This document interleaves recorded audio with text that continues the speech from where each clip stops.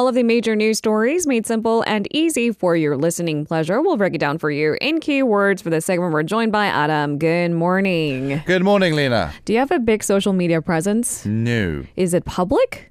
Yes. Oh, so that's interesting because he posts a lot of golfing pictures and no pictures related to his professional career. That is true. I kind of think of social media as my private diary in a kind of way. But it's not private, and that's the point, right? And it becomes really interesting if you're like halfway to famous like Aram and myself. It's not, you're not quite there. Halfway to famous. Right, because not everybody is so proactively looking into your everyday updates, because that would be being, examined under a microscope, in which you probably need a PR team to defend your case. But then it puts us in a really gray position. Like, how much do I share?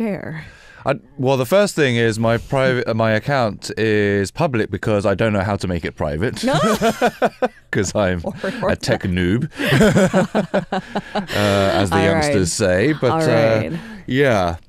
I didn't intentionally make it public, basically, is what I'm saying. And I guess if you're in a gray area like us, maybe it's not such a big of a problem, right? It doesn't compromise our identity or our careers. But what about these leaders of big businesses posting whatever they wish? Yeah. Sometimes on a whim. Do you think it does more good or more bad? I'm not asking you, I'm asking our listeners. Yes, that is a very good question. I need to ponder that one. All right. Just something to think about, folks. If you do have something to share, give us your 2 cents by dropping by our official website. All right. I've kept you captive long enough. Let's jump into keyword news. Let's do. As always, we're going to clarify some of these headlines for you, starting with our first pick of the day. Vaccine pass. Indoor sports facilities have now been added to the list of places that require vaccine passes, but of course there are some mixed reactions as to what is fair. I can't imagine being a business owner for one of these indoor sports facilities being okay with it. Yeah, that's because there's a lot of confusion surrounding this vaccine pass, and it does create a lot of chaos in the facilities that these business owners run. And these indoor sports facilities, they were added from yesterday. They are in addition to other high-risk facilities that the government has categorized in needing these vaccine passes. But there's still much debate over what critics are calling discrimination against unvaccinated people. That's kind of the biggest gripe that these critics have. Officials explain the policy aims to protect unvaccinated people, in fact, especially those who can't get a jab due to health reasons. But the people who cannot get jabs because of the health reasons are the most vocal in opposing this vaccine pass. So it's not just about the business owners in this case. It is about those who feel discriminated against for those very healthy reasons. It's ironic because it would mean that they would have to get a PCR test every 2 days, right, to access these facilities. Yeah, it is quite a cumbersome process, isn't it? And a growing number of petitions opposing the vaccine pass have also been filed on the Changwade website as well, opposing the vaccine pass. There's also much debate over what critics are saying is the contradictory nature of the vaccine pass system as well. That's where most of the confusion comes from. Critics say people take off their masks when dining out in places like restaurants, for example, that don't require vaccine passes. Also, there are differences in the type of facility as well, so there's confusion there. For example, indoor sports Pilates studio, for example, you would consider that an indoor sports facilities, but it's actually registered as an educational facility.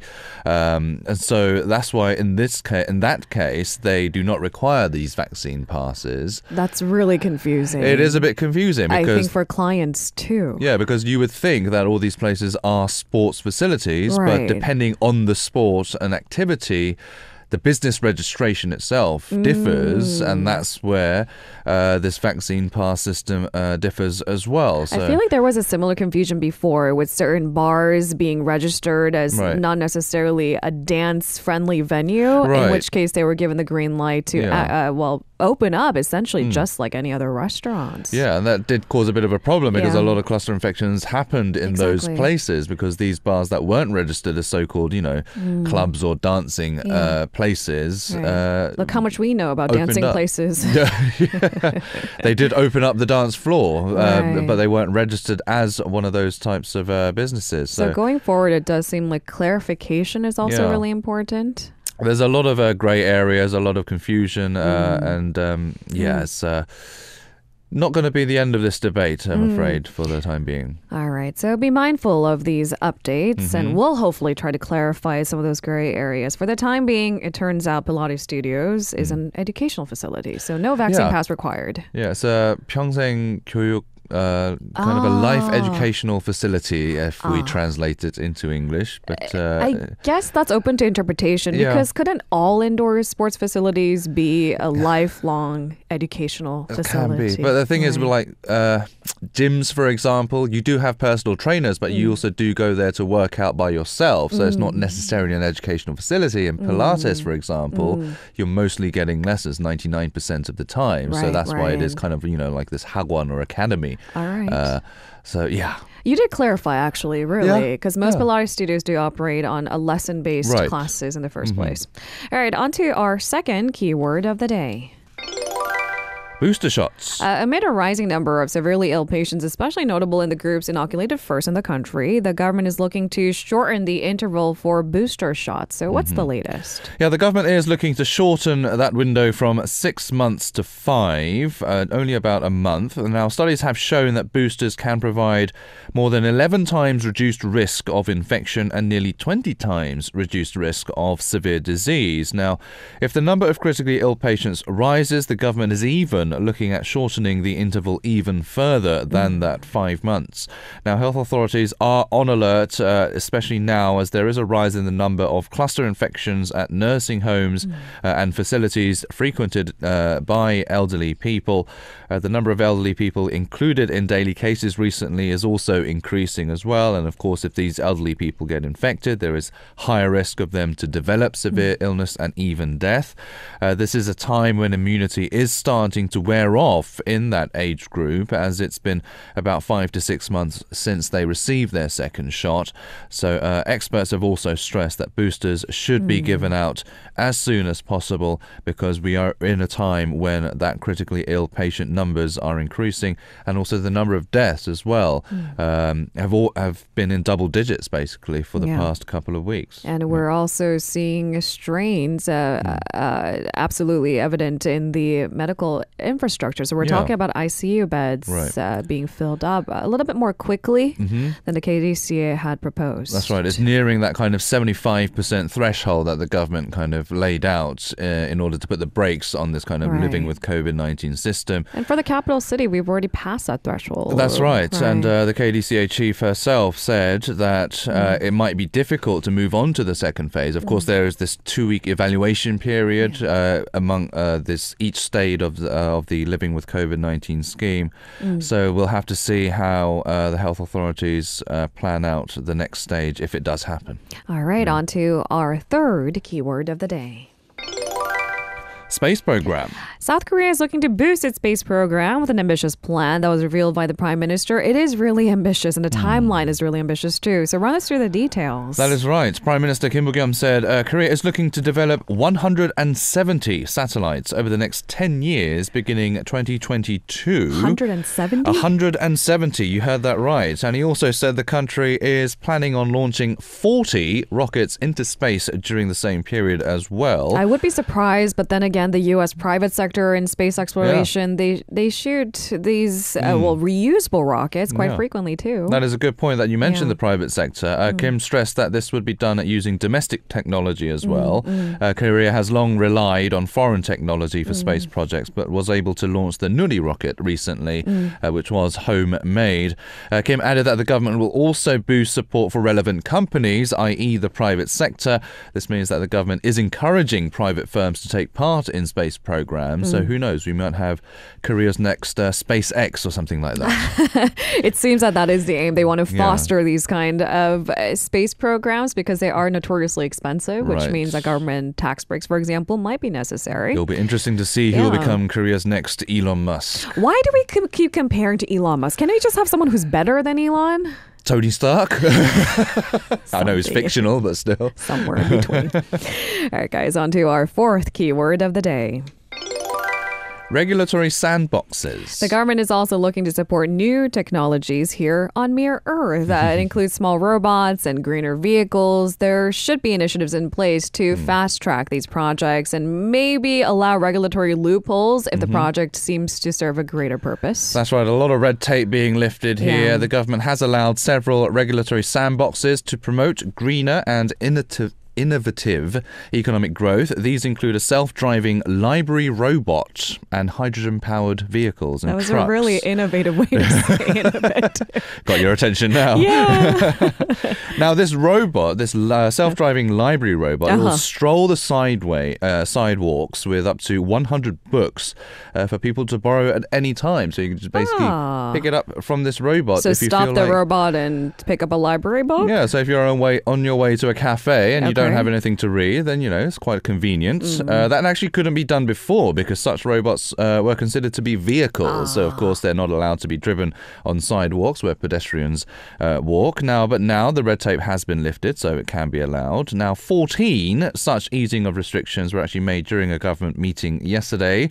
Another such easing of restrictions is hydrogen electric vehicles. Coupang, for one, the e-commerce giant, will also be allowed to add Hyundai's Exient fuel cell heavy truck to its fleet. Now, the move, this is a hydrogen-powered electric truck, not just a hydrogen-powered truck. It is an electric vehicle that is kind of powered by hydrogen as well.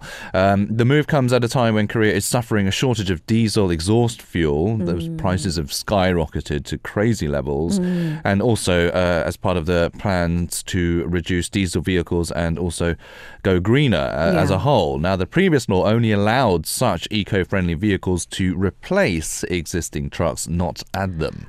There you go. Those are just a few of the regulatory sandboxes. And it feels like this conversation might continue going into a new era of new technology to maybe introduce a greener future faster. Exactly. Who knows? Who knows what might come next? I keep telling myself maybe my major was not in line with the future. What was your major? Communications. Useless. Same as me, actually. Useless. Yeah. Anyway. There are new ways to communicate, though, that are cropping up. And I don't speak their language. Robot language, that is. But maybe this is a bone to pick for another day. On to our fifth keyword of the day.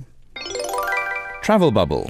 International travel is slowly resuming in Korea has welcomed the first tourists from Singapore under a bilateral travel bubble agreement. What's the latest? Yes, the tourists landed at Incheon Airport yesterday. They are free to travel around the country without quarantine if they test negative with a PCR test for COVID-19 or are fully vaccinated, of course. Now, the same applies for tourists flying from Korea to Singapore as well.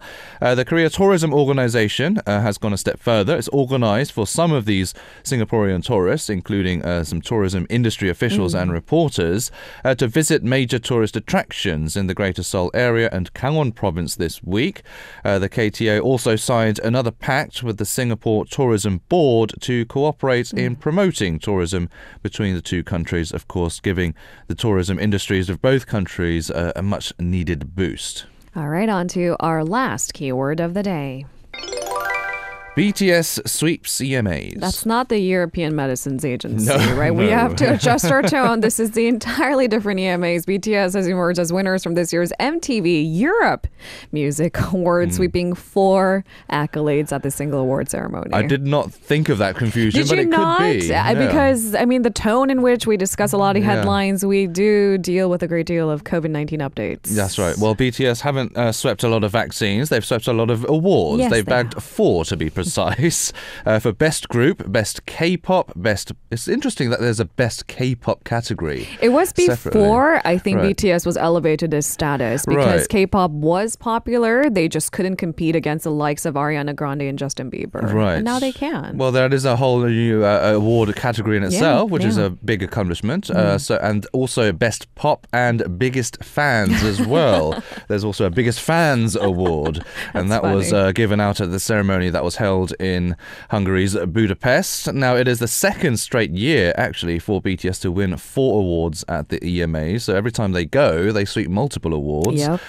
The only other artist to win more than one trophy at that ceremony was Ed Sheeran, who snagged Best Artist and Best Song. That Best Song is actually the most coveted award, actually, in the ceremony. So it's a bit unfortunate for BTS to miss out on that. Now, starting with their first triumphant moment in 2015, BTS have now won 14 EMAs. Not too shabby. In that short space of time. The band has managed to collect at least one prize as well. Every year they've been nominated, except for the first time, which was way back in 2014. But the very next year they did sweep several awards. I think biggest fans. It was almost designed for BTS. Kind of a scary name for a fan group as well. Army.